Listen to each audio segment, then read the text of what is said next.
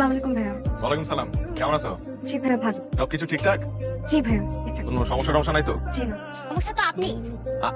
আমি সমস্যা? তো রাসেলকে ওর সাথে কথা বলতে নিষেধ করছেন কেন? ফিজিক্স নোট দেওয়ার কথা নোটা পর্যন্ত দেয় নাই। আপনি কাজটা মোটেও ঠিক করেন নাই ভাইয়া। আচ্ছা তুই আকিব ভাইয়ের সাথে এভাবে কথা বললি কেন? যেটা সত্যি সেটাই তো বললাম। আকিব ভাই তো ছোটবেলা থেকেই আমার ব্যাপারে সিরিয়াস নাই। গত বছর আমার যখন টাইফয়েড হয়েছিল আমার ওষুধে কাজ হচ্ছিল না। কোথা থেকে যেন পানি ফোনা নিয়ে এসেছে। দেন এভরিথিং আমি একদম সুস্থ। আমার কি মনে হয় জানিস আকিব ভাই তোকে ভালোবাসে।